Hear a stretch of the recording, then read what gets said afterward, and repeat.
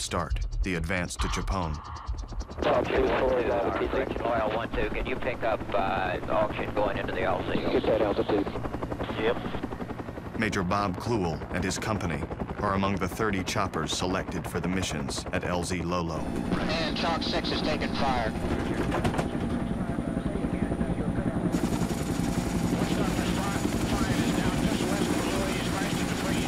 Witch Doctor 05, this is Boat 6, say your location. Jesus, man, what the hell is going on out there? Over the radios, we can hear the choppers ahead of us. They're taking heavy fire from all over the LZ. 4629 is the lead. Our lead aircraft was hit. Chalk 2, take over the flight. I'm going down to look for Witch Doctor 5.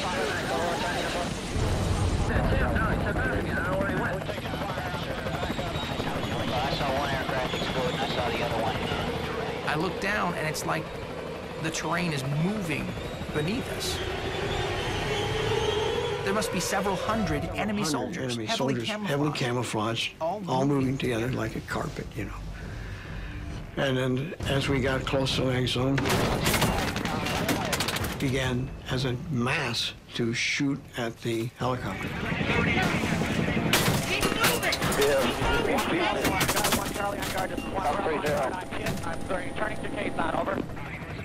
Within minutes, 2 of my choppers are shot down. Over the radio, I can hear our pilots calling for rescue, but nobody can get down to get them.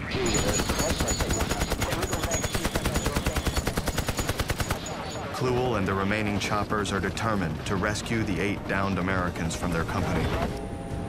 For over an hour, they circle the LZ. But with their fuel and ammunition nearly depleted, they are finally forced to head back to the base at Khe Sanh. I have no contact with my leadership at the present time.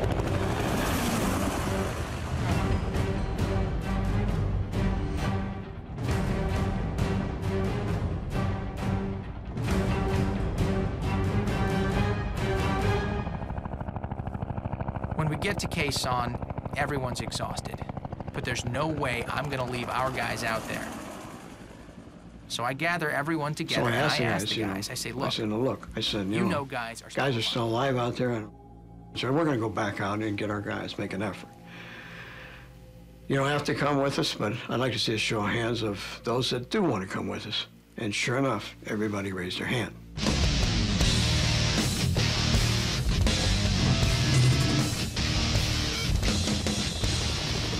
As we head back towards Lolo, I feel an incredible sense of pride. This is what being part of a chopper crew is all about.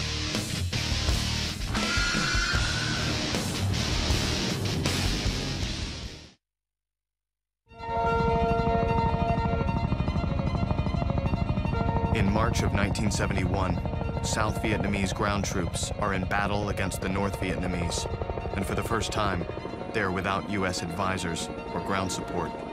Only U.S. air crews, including Major Bob Kluel and his choppers, are in the thick of the fight. They are speeding towards landing zone Lolo in Laos to rescue the 8 men from his company who were shot down by the NVA. My mind's racing a mile a minute, running through every possible scenario. Only one thing's for sure. We've got men down there, and we aren't leaving without them.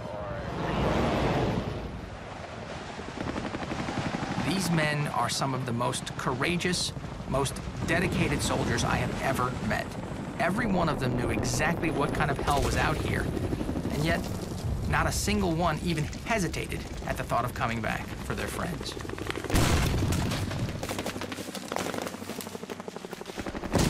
In total, 7 choppers are shot down and 2 American lives lost at LZ Lolo. But thanks to the courage and determination of Kluel and his fellow pilots and crewmen, no American, dead or alive, is left behind. In all my years in the military, I've never been more proud or more awed by the bravery of men.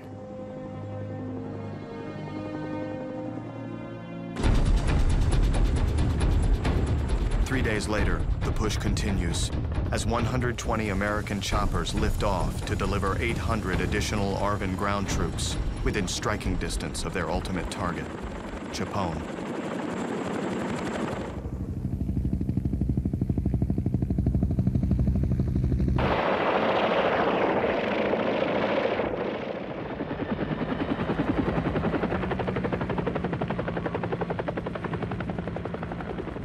They arrive to find the NVA have stripped the village of almost everything of value. Chapone is not even close to being the massive enemy supply depot military commanders expected.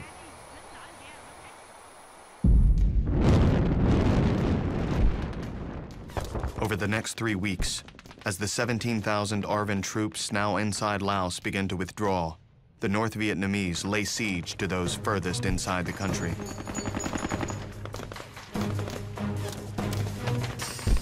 With their troops surrounded and outnumbered, inexperienced South Vietnamese commanders begin to lose control, forcing U.S. choppers to come to their rescue.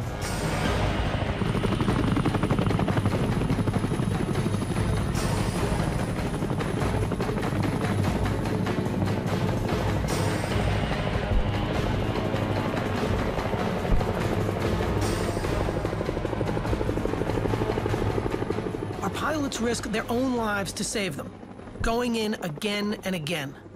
Some of them are being shot down 2, 3 times a day. 3 times a day. They'd be shot down, rescued, go back, get another helicopter, fly back out, get shot down again. Absolutely insane. You go in the club at night, and all of their pilots and crew had their name tags on cup hooks hanging behind the bar. And you could come in and take a look, and those who got killed that day, they turned upside down. So you could scan the roster, as it were, and see who was alive still.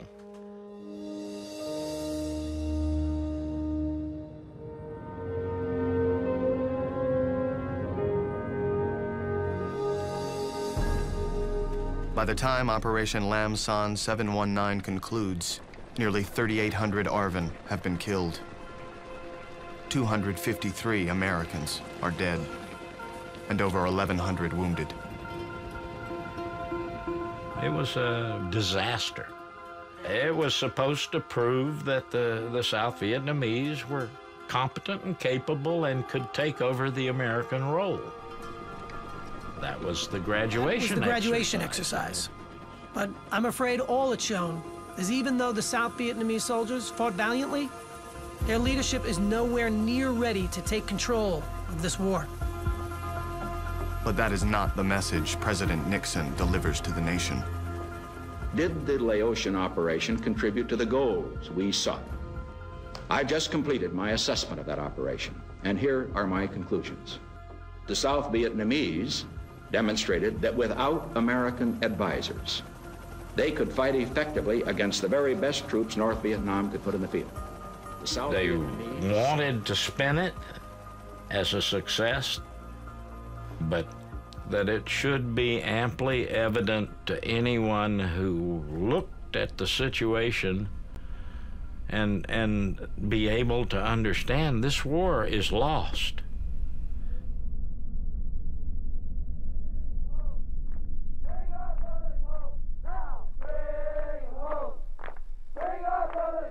Less than 3 weeks after President Nixon delivers his assessment of Lam Son 719, a 5-day-long demonstration in Washington, D.C., organized by Vietnam veterans against the war, garners huge publicity and controversy. On the 4th day of the event, VVAW spokesman John Kerry testifies before Congress. He is the first Vietnam veteran to do so. Each day, to facilitate the process by which the United States washes her hands of Vietnam, someone has to give up his life, so that the United States doesn't have to admit something that the entire world already knows, so that we can't say that we've made a mistake. And we are asking Americans to think about that. Because how do you ask a man to be the last man to die in Vietnam? The day after Kerry's testimony, the veterans converge in front of the Capitol for their final day of demonstrations. Among them is former Second Lieutenant Barry Romo. When we get to the Capitol, everyone lines up, and every single person, one at a time, takes the medals they had won in Vietnam and throws them away. And when it's my turn to step forward and throw it down, And then all I said was, these aren't worth shit. I couldn't say anything else. All I could think about, my nephew, I was awarded a Bronze Star with a V, and of course he died to get his. And so all I could think about was the sacrifice that he had made for the same thing that I had done. Someone told me long ago, there's a calm before the storm. I know it's been coming for some time. I won't know, have you ever seen rain coming down Sunday?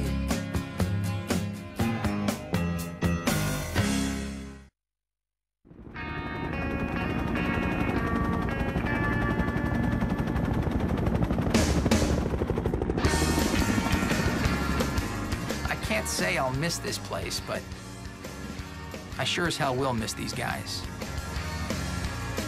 Although from the looks of things, they'll all be following me home soon enough. In July of 1971, Major Bob Kluel completes his tour of duty, having flown over 600 combat hours as company commander. No matter what anyone says, we came here to fight for democracy, just like our fathers did in World War II. Just like them, we wanted to spare our families from the horrors of war, the things that they had seen that they and couldn't talk talk about. You know, as a consequence, we felt a deep commitment to serve our country in Vietnam.